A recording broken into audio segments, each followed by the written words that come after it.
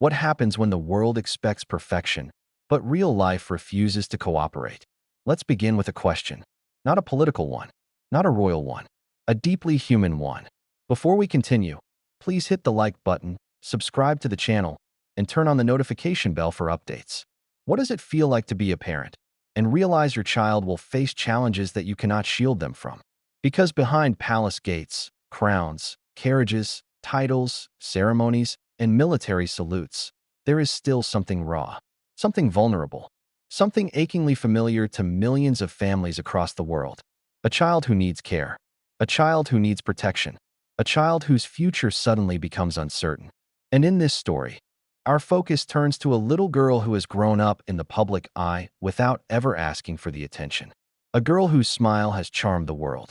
A girl who has already captured hearts with her confidence, her spark, her unmistakable presence. Princess Charlotte of Wales. There is a strange contradiction to being born royal. On one hand, the world sees you as symbolic, the next generation, the future. But on the other hand, you're still just a child. You skin your knee. You lose teeth. You get shy, overwhelmed, excited, frustrated, just like any child. And when you get sick, the world is not supposed to know. But sometimes the world finds out. And when it does, the palace cannot simply smile for the cameras and pretend everything is fine. It has to confront the one thing the monarchy cannot control: real life. This story begins quietly, without press releases, without rumors, without cameras flashing on red carpets or crowds cheering at official events. It begins in private, in the safety of home, in the everyday routines of parents who tuck their children into bed, read them stories, and whisper gentle reassurances in the dark. Prince William and Catherine, Princess of Wales, are many things in the eyes of the public: heirs, leaders, symbols of continuity, ambassadors of 1,000 traditions. But to Princess Charlotte, Prince George, and Prince Louis, they are simply mom and dad. The world sees the glamour. Their children see bedtime pajamas and cereal bowls and running barefoot in the garden. And this was where the first signs appeared. Not dramatic, not catastrophic, just subtle. A tiredness that didn't fade as quickly as usual. A sensitivity that seemed new. A small change easily mistaken for growing pains or stress or a common childhood phase. How many families know that beginning? You think, she's probably just exhausted. It's just a bug. She'll bounce back. But something didn't quite bounce back. And that's where the story shifts, from normal family life into something heavier. Something slower. Something that presses on the chest like a quiet weight. Now, this is important. The palace did not rush to conclusions. William and Catherine are not reckless parents. They didn't leap into panic. They observed. They listened. They comforted. They waited. But there's a moment every parent knows. A moment where instinct whispers louder than reason. Something is wrong. And that whisper is where the story truly begins. Yet, even here, in the early days, there was no announcement. No press alert. No whispered tip to the tabloids. The royal family has rules about privacy, especially for children. And medical matters sit at the highest level of protection, because illness reveals vulnerability. And the monarchy is built to never appear vulnerable. But vulnerability does not care about protocol. Imagine the palace corridors during this time. They look majestic in photographs: grand staircases, gleaming floors, portraits of kings and queens who shaped history. Yet behind closed doors, the same quiet anxieties every family feels when they're frightened for someone they love. Catherine sitting at the edge of a bed, brushing a strand of hair behind Charlotte's ear. William placing a reassuring hand on his daughter's shoulder, trying not to let his worries show. Soft voices, private conversations, hope mixed with dread. They seek medical advice. Appointments follow. Tests begin. This is not the glamorous side of royalty. This is the part where titles and palaces mean nothing. Because illness does not negotiate with status. Doctors are kind, careful, composed. They speak in thoughtful phrases. They avoid alarming words. They recommend further tests, additional observation. They reassure, but not fully. Their eyes say the things their words do not. And the whispers return. Something is wrong. But here's where the emotional weight deepens. When the doctors finally speak plainly, when the conversations shift from possibility to diagnosis, when the reality becomes unavoidable, The world outside the palace still knows nothing. Life continues publicly as normal. Smiles at public events. Waves to crowds. Photographs shared worldwide. A perfect image. But inside, the family is learning to breathe differently. This is the moment where public life and private pain collide. Because the royal family must now decide something delicate. Do they tell the world? Or do they protect Charlotte's privacy, potentially for years? The decision is not simple. The monarchy belongs to the public, but a child does not. And yet, secrets do not stay secrets forever. Rumors begin circulating, not about illness, but about absence. A missed event, a shorter appearance, a quieter expression in a photograph. And the world, trained to dissect every royal gesture, every outfit, every blink, begins to ask questions. Speculation grows like ivy, slow at first, then unstoppable. The palace feels it, and William and Catherine know. Silence, too, speaks. So they prepare a statement, a carefully crafted message. Delicate, honest, protective. But before the words can be shared, before the controlled explanation can be given, something unexpected happens. A leak, not intentional, not malicious, just information slipping into the world faster than the palace can contain it. A journalist hears something. A whisper reaches the wrong conversation. A phrase is overheard. And suddenly, the story is no longer only the family's story. The world is paying attention. News outlets begin circling, some cautiously, others ravenously. Social media erupts in theories. Supporters express worry. Critics prepare commentary. And the palace is forced into a moment it was not yet ready for. This is where our story deepens. Because what happens next shapes everything that comes after. The announcement, the reaction, the response, the recovery, the future. But before we reach that moment, before we hear the words carefully spoken by the palace, before the diagnosis is named, we have to go back. Back to the very day everything changed. Because what began as something quiet, something small, something easy to dismiss, was about to become something no one could ignore. And the emotional weight of that day still lingers. Because the moment the doctors stepped into that room, the family's world shifted. And what came next would change everything. No one saw it coming. What does it feel like when a day that begins like any other suddenly shifts, quietly, imperceptibly, into something that changes your life forever? Imagine waking up, making breakfast, laughing at a silly joke, and then noticing a tiny thing. A pause too long, a movement too slow, a sigh that doesn't quite fit the moment. That was the morning William and Catherine first noticed something subtle with Princess Charlotte. At first, it was easy to dismiss. A bit of fatigue, a little sensitivity to light, a few more yawns than usual. A parent might think, she's just tired. Maybe she needs a rest. She'll bounce back. But something about this fatigue felt different. It clung to her, as if the sparkle in her eyes had dimmed ever so slightly. And as any parent knows, those small shifts can be the first sign of a storm brewing quietly beneath the surface. By midday, Catherine noticed it again. Charlotte's energy lagged during playtime. Her laugh was quieter, her movements less certain. Normally vivacious and bold, Charlotte seemed to hesitate before climbing the garden steps, looking for reassurance with the tiniest glance. Catherine's heart sank in a way that parents know but cannot fully articulate. It's not panic yet. It's intuition. It's the creeping certainty that something is off, but you can't quite put your finger on it. Have you ever felt that kind of unease? That quiet alarm that whispers in the back of your mind, but you push it aside because you hope it's nothing? It's unbearable, because hope and fear are locked in a silent tug-of-war. By the afternoon, William noticed the subtle changes as well. A glance in the mirror, a brush of hair falling into Charlotte's face, the slight tremble in her hand while coloring, 1,000 tiny details that a casual observer would miss, but a parent cannot. He tried to mask his concern with jokes, a playful nudge, a familiar teasing grin, but Catherine caught it. She always catches it. And they exchanged the glance every parent shares in those rare moments. Silent communication, a flash of worry, a shared understanding that they cannot ignore what is unfolding before them. It wasn't dramatic. There were no screams, no sudden collapse. But life can change in quiet ways. A child who seems fine at breakfast can begin to reveal cracks in her health that only time and observation can uncover. The royal household, despite all its grandeur, is not immune to this. Palaces do not protect against illness. Titles do not grant immunity. A child is a child, and Charlotte's body, delicate and growing, began whispering the first hints of something that would demand more than a parent's reassurance. They decided to monitor her closely, not out of panic, out of responsibility. Every movement, every sigh, every fleeting moment was recorded in the quiet corners of the palace. Catherine would pause, watching Charlotte play with her toys, noting subtle changes in posture, expression, energy. William would quietly check in, asking the simple, human questions. Do you feel okay? Are you tired? Do you have any pain?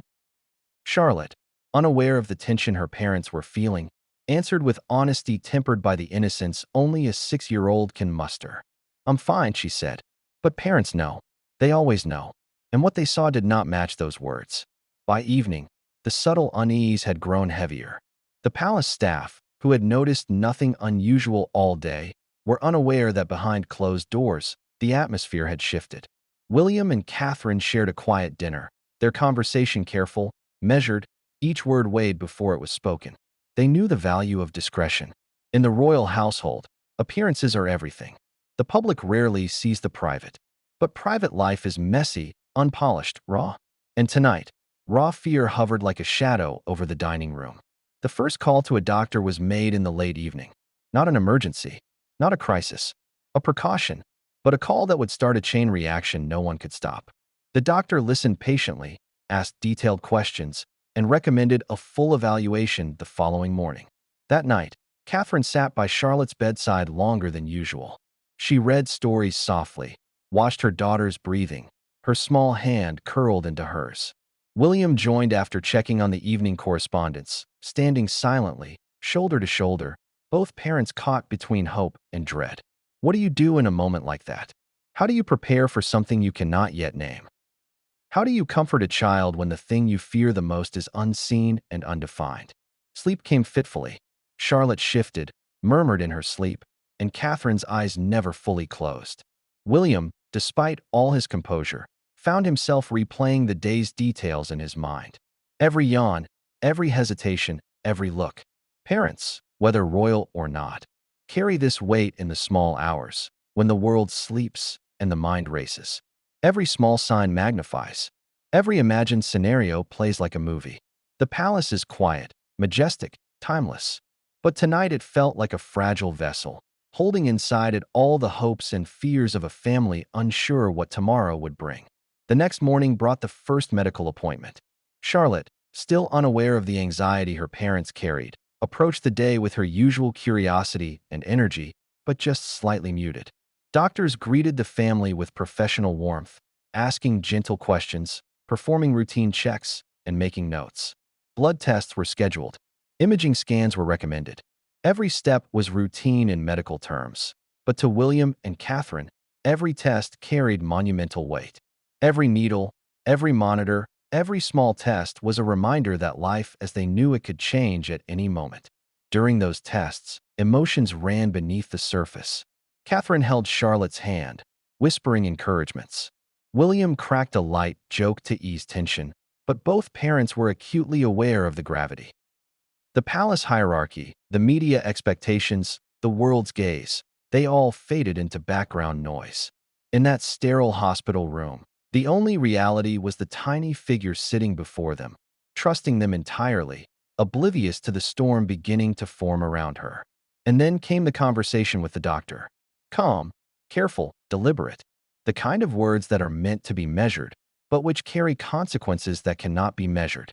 The doctor spoke of possibilities, of further tests, of rare conditions that could explain Charlotte's fatigue, sensitivity, and subtle symptoms. Medical terminology danced across the room.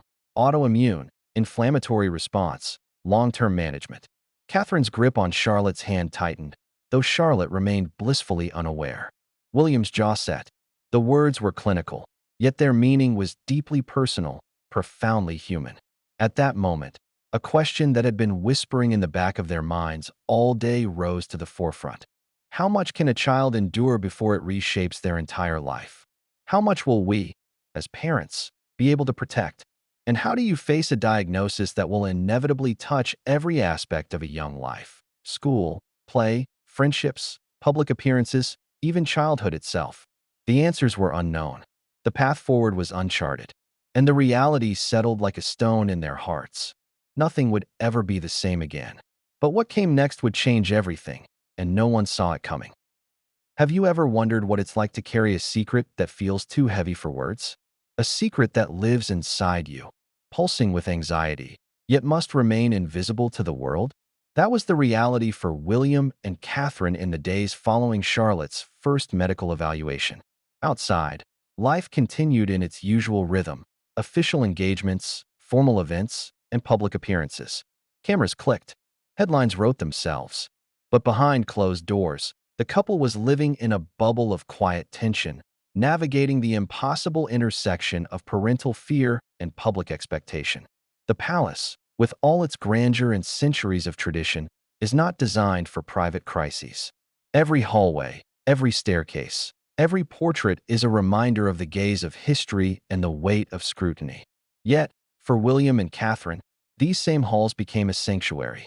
They moved carefully, speaking in hushed tones, arranging Charlotte's day around doctors' visits and tests while shielding her from unnecessary worry.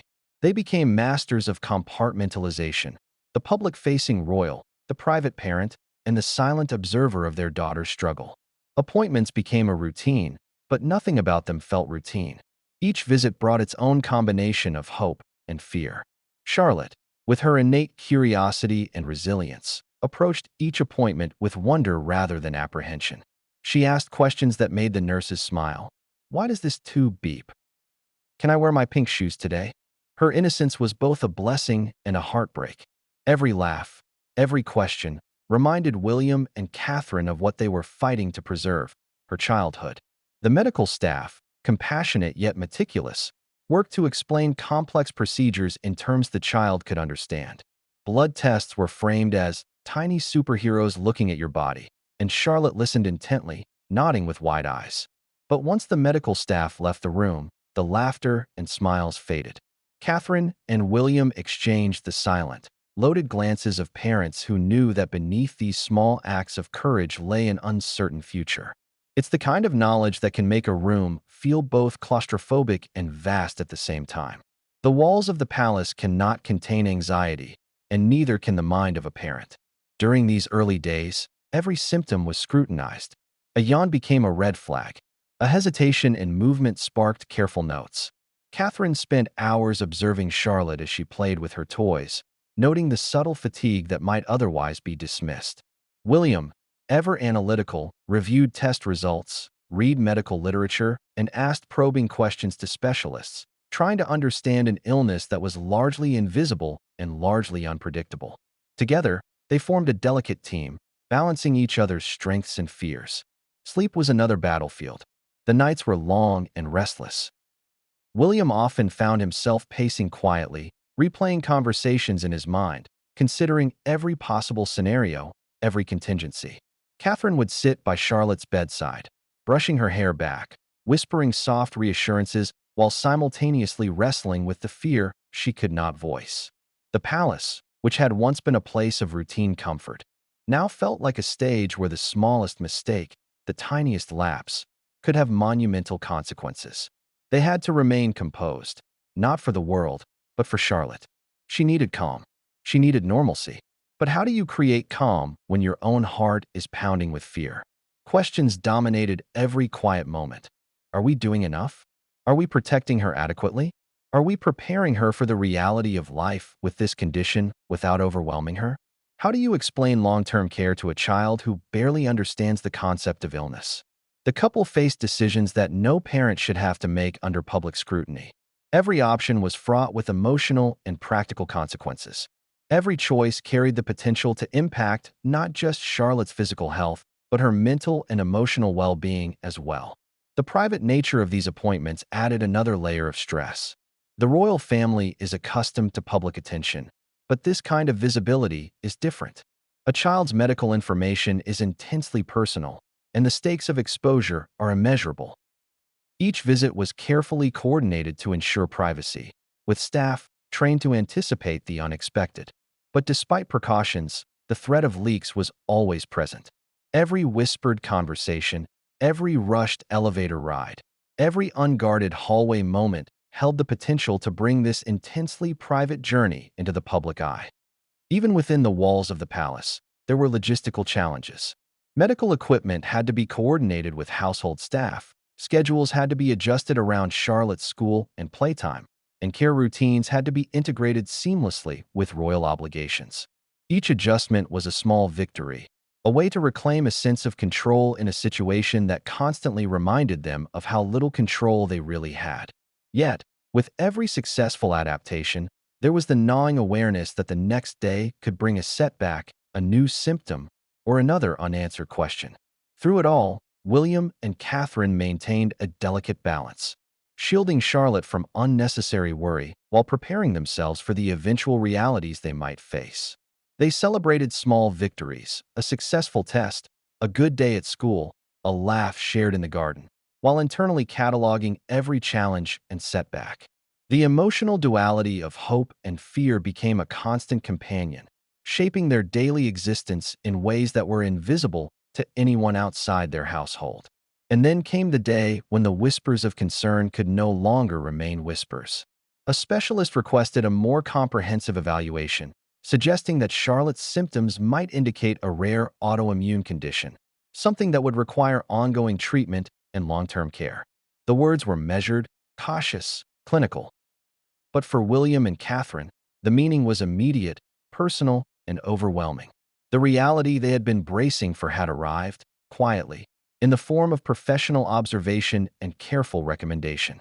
The palace felt heavier that evening. Even as Charlotte played innocently, unaware of the gravity of what had been suggested, William and Catherine exchanged the kind of look that carried more meaning than words ever could. The weight of responsibility, of love, of fear, pressed down on them. Decisions loomed about how much to disclose to staff, how much to discuss in front of Charlotte, how to prepare for a journey that would inevitably be challenging. Every choice was fraught with emotion and consequence. And in that moment, the parents faced a profound realization. Their child's life would be irrevocably changed, and nothing, neither palace walls, nor royal protocol, nor public adoration, could prevent it. Every step forward would require careful navigation, resilience, and unwavering love. And yet, despite the fear, a small spark of determination ignited. They would do everything in their power to ensure Charlotte's life remained full, joyful, and as normal as possible, even in the face of uncertainty. But as they left the hospital that day, unaware that the next challenge would not just be medical but also public, a quiet tension settled between them. The question that had begun as a whisper was now impossible to ignore. How long could they keep this private before the world became aware? And more importantly, how would they protect their daughter when the inevitable spotlight turned toward her? What came next would push the family to their limits, not just as parents, but as members of a global institution under scrutiny, where every action, every word, and every tear carried significance far beyond the walls of their home. What happens when a parent hears a word that reshapes the entire landscape of their child's life? Imagine it, the doctor's voice calm, measured, clinical, yet every syllable drops like a stone into a pool, rippling through your mind, your chest, your heart. Autoimmune, chronic, requires long-term care. For William and Catherine, hearing the term was like standing at the edge of a precipice, peering into a future that was suddenly uncertain. How do you process a diagnosis that is both invisible and permanent? A condition that will follow your child through birthdays, school days, holidays, public appearances, and quiet nights tucked in bed? The gravity is suffocating, yet the world beyond the hospital doors remains oblivious, waiting, expecting normalcy. An autoimmune condition is, by its nature, both baffling and insidious.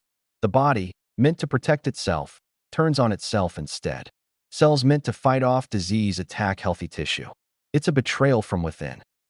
Doctors explained it with precision, outlining the symptoms, the triggers, the possible complications, and the necessity for ongoing monitoring. But for parents, words alone cannot convey the emotional weight. It's one thing to understand intellectually that the body is malfunctioning. It's another to realize that this malfunction will alter the rhythm of your child's days, the texture of her childhood, the trajectory of her life. Charlotte, blissfully unaware, continued to ask questions, her curiosity and energy a sharp contrast to the seriousness of the conversation unfolding around her. She wanted to know if she could still go outside, still ride her scooter, still attend her friends' birthday parties. The juxtaposition was heart-wrenching, a child's innocence against a medical reality that was anything but simple. William and Catherine held her hand, choosing their words carefully.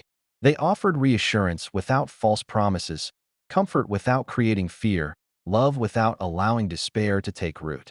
It is a delicate, almost impossible balancing act that parents of chronically ill children know all too well. The couple spent hours asking questions. How will this affect her school life? Will she need medications? How frequent will hospital visits be? Could this condition flare unexpectedly? The doctors answered patiently, providing statistics, treatment plans, and scenarios, but there was an unspoken truth that the numbers could not convey. The uncertainty, the unpredictability, the emotional toll. Each flare-up, each symptom, each moment of fatigue would not just be a physical challenge for Charlotte. It would ripple through the family, through her schooling, through the meticulously orchestrated life of a royal child. As they left the appointment, silence hung over the car ride back to the palace. The streets of London passed in a blur, a world oblivious to the profound shift occurring inside that vehicle. William stared out the window, thoughts racing. Catherine held Charlotte's hand on her lap, careful not to alarm her, but her mind replayed every detail, every word, every subtle symptom that might have been a clue long before the diagnosis. It is an odd kind of grief, a mourning not for what has been lost, but for the certainty that life will never again be simple, predictable, or free of anxiety. Back at the palace, the day unfolded in a peculiar blend of normalcy and tension. Household staff carried out their duties, events were scheduled, calls were answered, yet the family's private world had shifted irreversibly. Charlotte played quietly in the garden, her laughter tinged with the faint weariness her parents had observed. William and Catherine moved through the day with a heightened awareness, every glance, every small movement scrutinized. They were learning to recognize the signs of fatigue, the early indicators of a flare, the subtle signals that Charlotte's body was struggling, all while maintaining the appearance of routine. Even in the comfort of home, the emotional strain was tangible. The couple would exchange glances across rooms, unspoken communication that conveyed worry, resolve, and mutual support. They began researching the condition in depth, not just the medical facts, but the lived experiences of families around the world. How do other children cope? How do parents manage the physical, emotional, and social impact? They sought stories of resilience, strategies for normalcy, methods for balancing treatment with childhood joy. Every answer, however, was tempered by the understanding that Charlotte's journey would be uniquely her own. Conversations about the future became inevitable.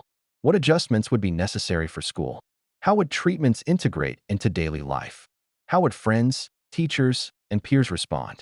Every answer required careful consideration as they navigated the dual imperatives of protection and empowerment. They needed Charlotte to feel normal, to feel strong, to feel loved, even as they confronted a reality that was far from ordinary. And then there was the question of public perception.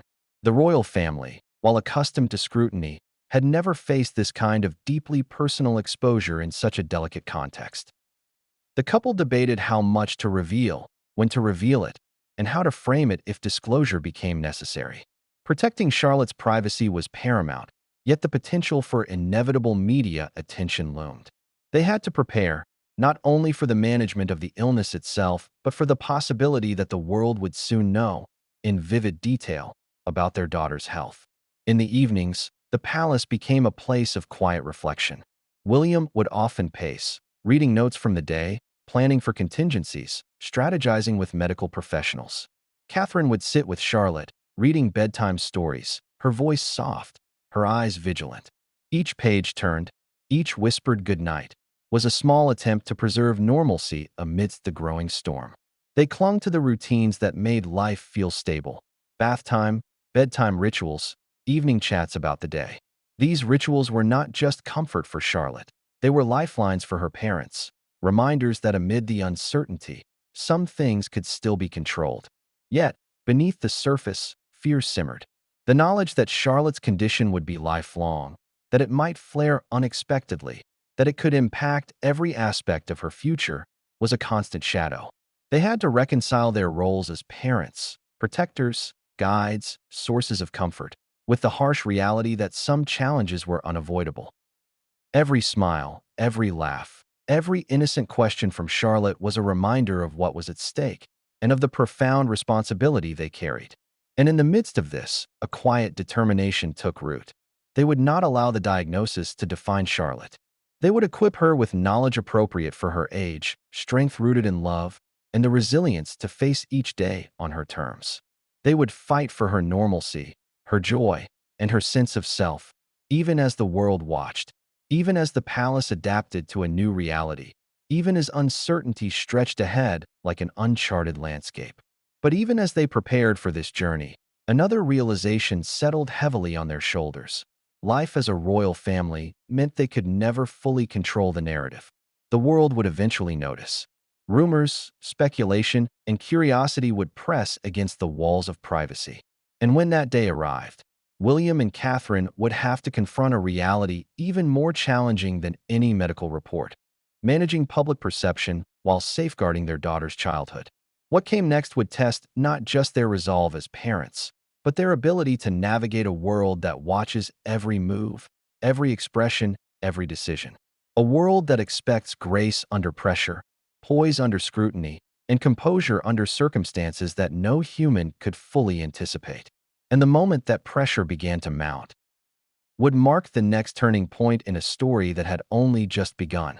Have you ever tried to imagine a life that suddenly comes with invisible limits?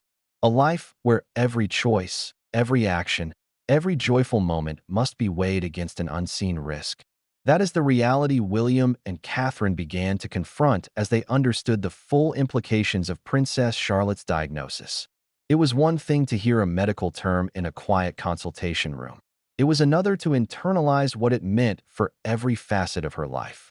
Her childhood, her school years, her friendships, even her future public role, all would now be shaped, in part, by a condition that she had done nothing to earn but everything to endure. Charlotte's world, once so spontaneous and carefree, now required planning and foresight. Trips to the garden became a balance between allowing play and preventing fatigue. School days required careful coordination with teachers and staff, ensuring she could participate without overexertion. Even ordinary activities, piano lessons, dance classes, birthday parties, needed to be considered in the context of her health. Every decision carried the weight of possibility: a flare-up, a hospital visit, a moment when her energy could fail her. Parents of chronically ill children know this tension intimately. How to give freedom without risking harm, how to foster joy while remaining vigilant. But the emotional implications were just as profound as the logistical ones. Catherine found herself silently mourning the simplicity of her daughter's early years, the spontaneous playdates, the carefree adventures. William, who had always approached parenting with a calm, analytical mind, began to feel the creeping anxiety that comes from knowing the future is uncertain and that some battles cannot be anticipated. Every day held a mixture of joy and vigilance, laughter intertwined with concern. And as the world outside remained unaware, the palace itself seemed to transform from a symbol of stability into a place where worry quietly followed each step. Charlotte, of course, remained largely unaware of the magnitude of the changes. She smiled, asked questions, insisted on playing, and demanded treats like any other child her age. Her innocence, paradoxically, both relieved and tormented her parents. How do you shield a child from fear that could overwhelm them while still preparing them for a reality that will touch every part of their life? Every reassuring word from William or Catherine carried the unspoken promise: you are strong. You will endure. You will still be you. But at the same time, those promises were shadowed by uncertainty, because no parent, no matter how capable, can predict every challenge that a chronic condition might bring. Medical treatments became part of daily life. Medications, monitoring, dietary adjustments, and routine checkups wove themselves into schedules that had once been fluid. Charlotte, with her natural resilience, adapted impressively, but William and Catherine understood that resilience did not erase risk. Each morning, each evening, each interaction required awareness. Even play became structured in subtle ways, balancing joy with caution. And while other children of her age could run, jump, and explore freely, Charlotte's movements were measured, her energy rationed. Socially, the implications were no less significant. Childhood friendships are delicate, built on shared experiences and spontaneous play. The couple worried about how Charlotte would navigate school, how her peers might perceive her, how teachers could support her without making her feel different. The challenge was maintaining normalcy while accommodating limitations. It was about crafting an environment where Charlotte could thrive, not merely survive. Every interaction had layers of consideration, unseen to the outside world, but felt intensely by those tasked with nurturing her. Even within the family dynamic, changes began to ripple. William and Catherine had to calibrate their attention, balancing concern with empowerment, involvement with autonomy. Charlotte's siblings, George and Louis, were impacted as well, experiencing subtle shifts in routines, attention, and family energy. The parents worked tirelessly to maintain fairness, love, and structure, aware that chronic illness affects the entire family ecosystem. Every decision, from meals to bedtime stories to excursions, was filtered through a lens of care that had never been necessary to this extent before. Then there were the public expectations.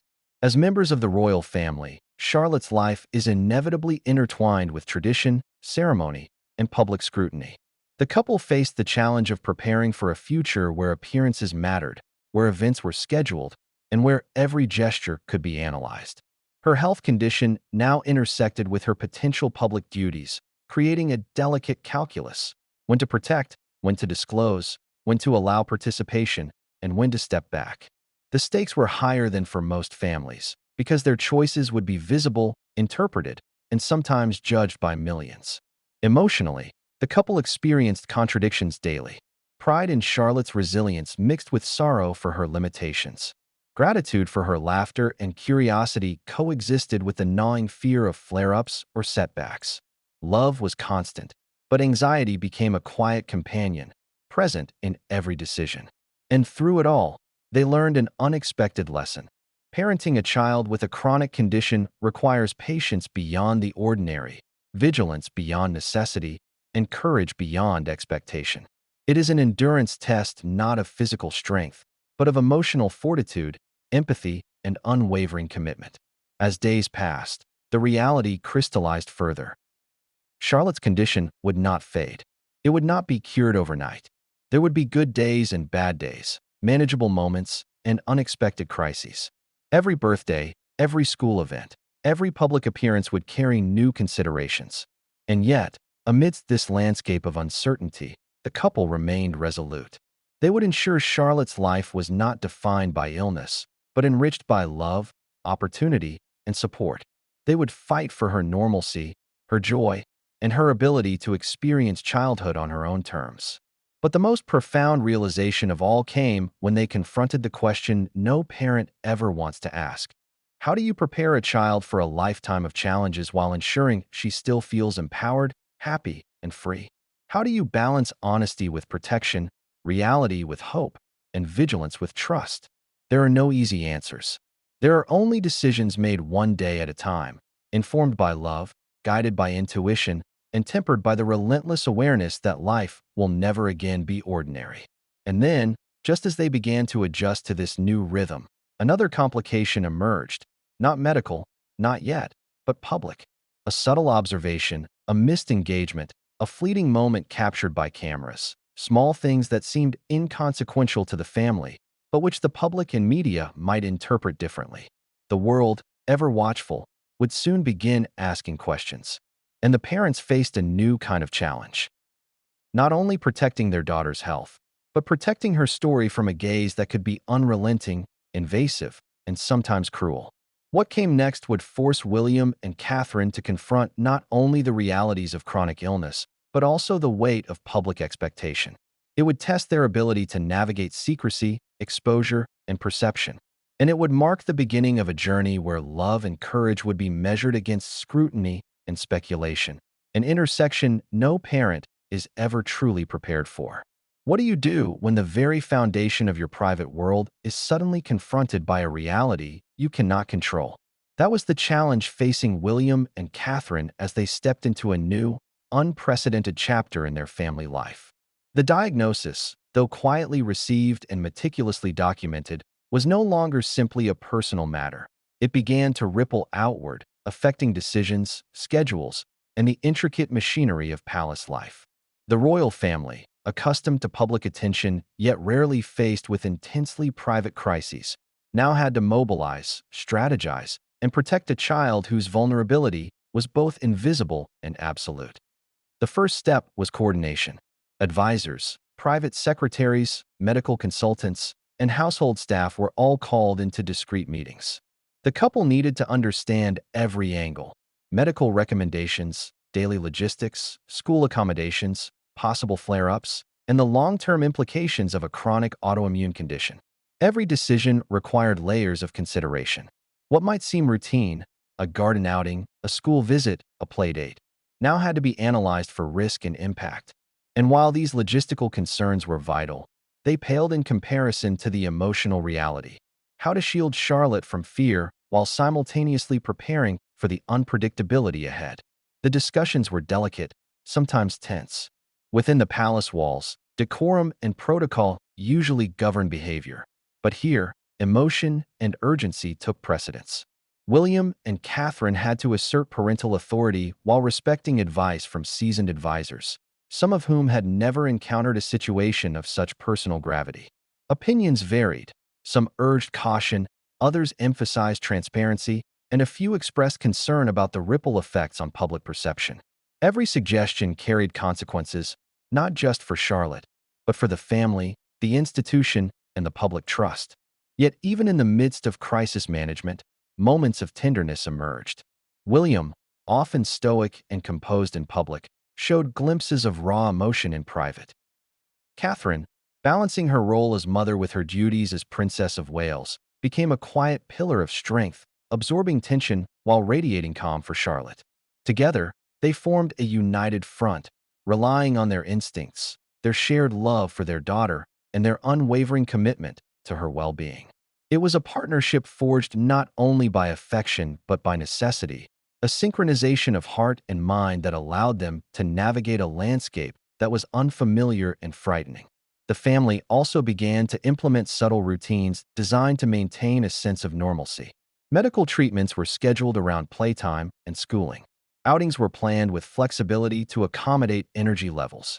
Teachers and staff were briefed discreetly to ensure Charlotte could participate fully without overexertion. Even small things, a choice of clothing, a snack, a bedtime story, were reconsidered in light of her new reality. Each adjustment was an exercise in balancing protection with freedom, vigilance with empowerment. Yet, the most difficult decisions were not logistical, they were emotional. How much information should Charlotte receive about her condition? How could they explain the realities of treatment, monitoring, and flare-ups without creating anxiety or fear? How could they instill resilience while acknowledging vulnerability? These were questions with no perfect answers, only decisions that had to be made carefully, informed by intuition, experience, and love. Beyond the family itself, the royal household began operating in a kind of crisis mode. Security, protocol, and communications teams were alerted to the possibility that news could leak. Every interaction, every movement, and every appointment was scrutinized for privacy. Contingency plans were developed. What if the media discovered Charlotte's condition prematurely? How should palace communications respond? What statements, if any, could be prepared in advance? It was a delicate balance, preparing for potential exposure without allowing fear to dictate every action. Emotionally, the strain was palpable. William and Catherine moved through days with heightened awareness, every glance, every gesture carefully considered. Even simple moments, breakfast, playtime, bedtime, were imbued with a new intensity.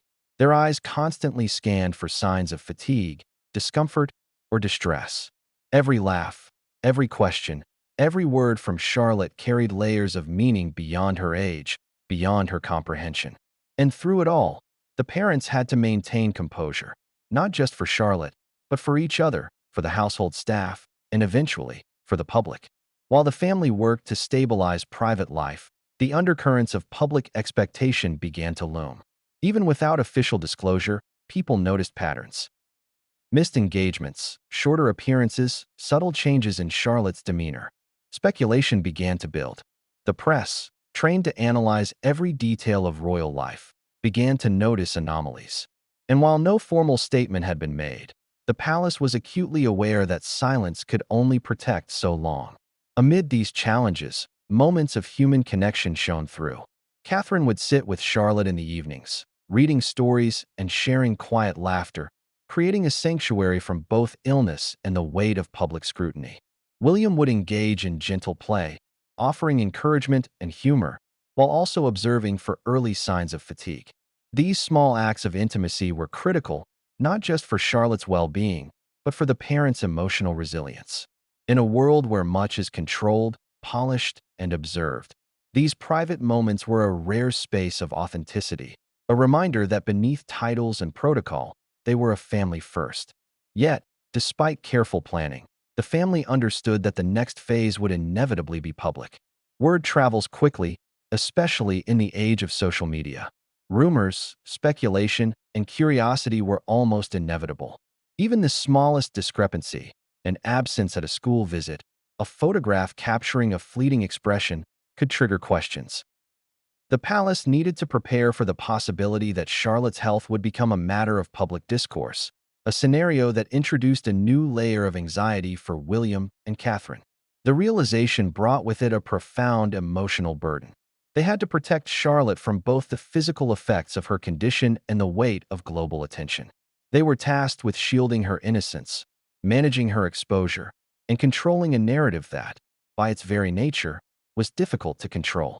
Every decision, every step, every conversation became an exercise in foresight, compassion, and strategy.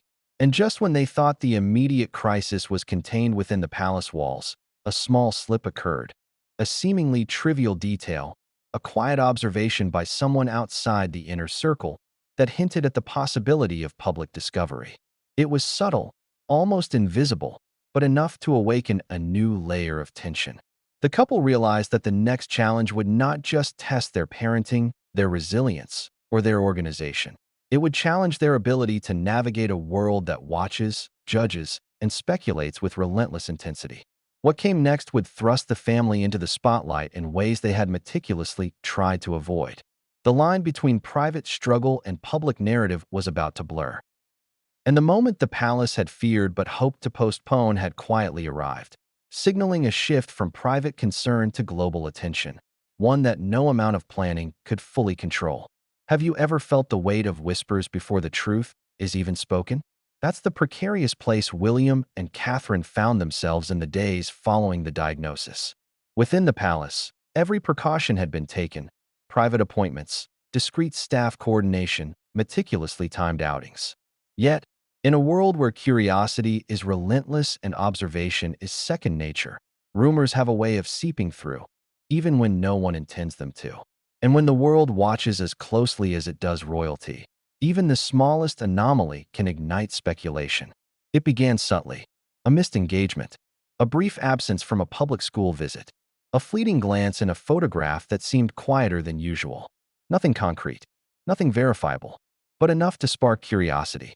Observers, bloggers, and fans alike began to notice patterns. Questions began circulating. Why was Charlotte absent from that event? Why did her smile seem hesitant in that official photograph? Was she unwell? The palace staff knew that speculation is relentless, and in the digital age, a single overlooked detail can travel faster than any official statement. William and Catherine faced a difficult balancing act. On one hand, they wanted to maintain normalcy for Charlotte, to protect her from fear and confusion. On the other hand, they knew that secrecy could only last so long. Information, even when carefully controlled, has a tendency to leak.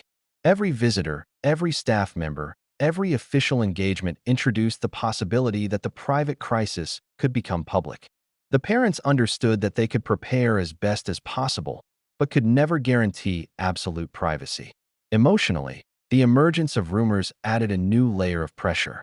The anxiety that had been private, contained within the family and the palace walls, now had the potential to expand exponentially. Every conversation, every media report, every online speculation added weight. Catherine, ever protective, felt a sharpened sense of urgency. She had to ensure Charlotte's life remained as ordinary as possible despite the looming threat of exposure. William, analytical and composed, began reviewing communication strategies, anticipating questions, and preemptively considering how to manage narrative and perception. Meanwhile, Charlotte remained blissfully unaware, continuing her routines, asking her innocent questions, playing with her siblings, and attending school with the energy that belied the underlying reality. Her innocence became both a source of relief and a source of concern. How long could she remain unaware of the speculation swirling around her? How much of the truth should she be shielded from? And how much should she understand to prepare for the reality of living with a chronic condition?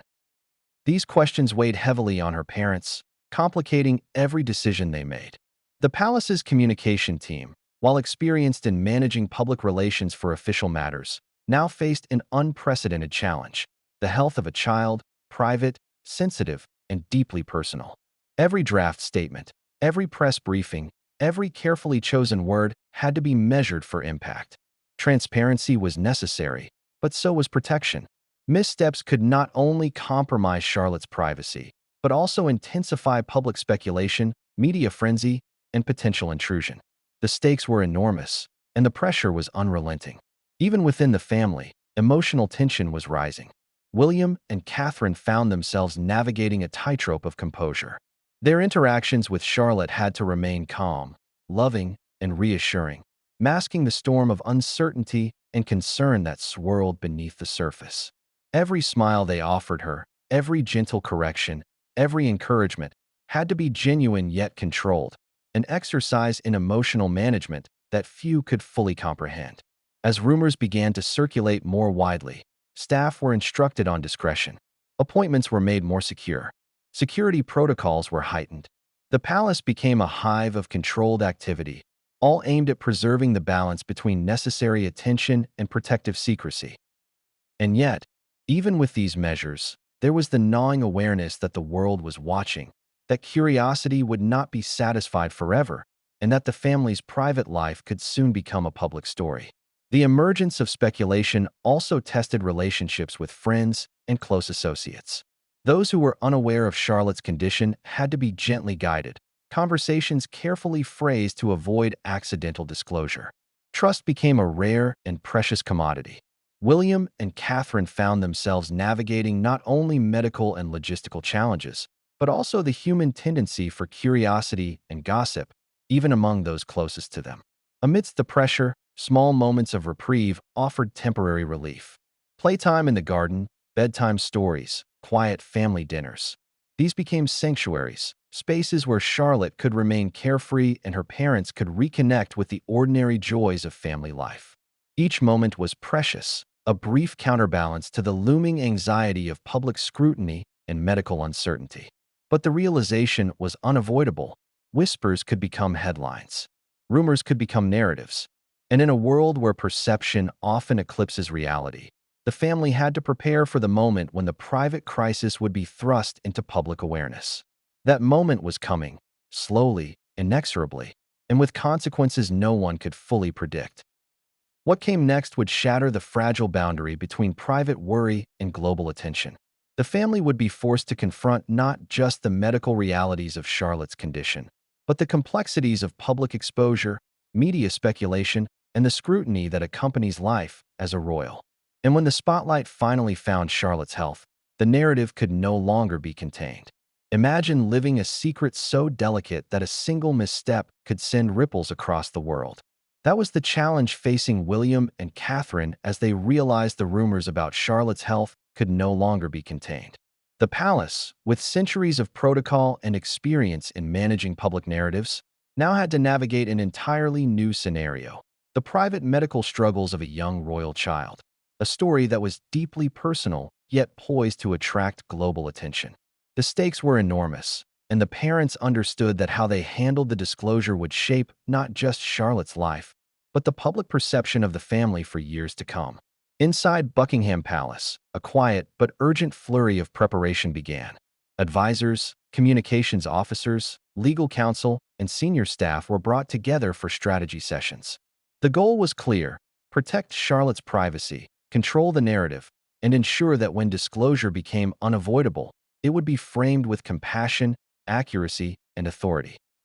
Every word, every phrase, every potential leak had to be anticipated. It was a logistical and emotional chess game, with consequences that could reverberate around the world. William and Catherine played a central role, reviewing draft statements, preparing for questions, and discussing what Charlotte could understand and when. Their involvement was both personal and strategic. They needed to ensure that Charlotte's voice, her innocence, her resilience, her dignity, was preserved in any public narrative. At the same time, they had to prepare themselves for a world that would dissect every detail, every emotion, and every photograph.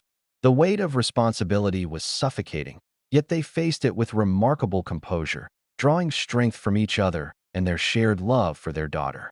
The communication strategy was multi-layered. Timing would be critical. The statement needed to appear measured, factual, and compassionate, while preemptively addressing speculation and minimizing misinterpretation. Key messages were developed: Charlotte's resilience, the family's support, and the understanding that medical privacy was paramount. Each sentence was debated, rewritten, and scrutinized. Even the tone of the release, the balance between vulnerability and reassurance, was considered essential.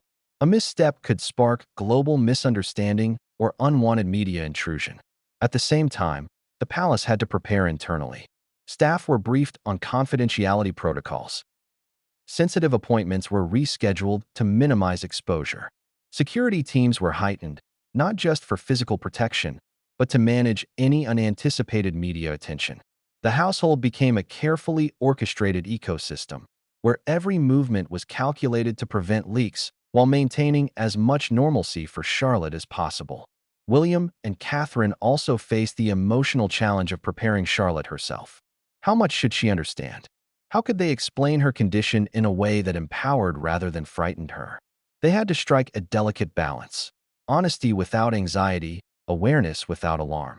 This meant introducing simple concepts about her treatment and what to expect from flare-ups, while emphasizing that her life could still be full, playful, and joyful. It required patience, careful language, and constant reassurance, all delivered through love. Even as they managed the practicalities, the parents grappled with the emotional weight of public scrutiny. They had to anticipate reactions from the media, the public, and even distant family members. Every photograph, every public appearance, every offhand remark would be analyzed. The family needed to project strength without appearing detached, transparency without compromising privacy. It was a tightrope walk with no room for error, and every step was magnified by the intensity of global attention. The palace also began rehearsing responses to potential media questions. Press officers drafted scripts, considered hypothetical scenarios, and analyzed possible outcomes. They knew that curiosity would be insatiable and that the line between compassion and intrusion was razor thin. They trained for consistency. The language had to remain the same across all channels, reinforcing the family's message while safeguarding Charlotte's dignity. Every conversation with staff, advisors, and medical professionals was framed with confidentiality and clarity.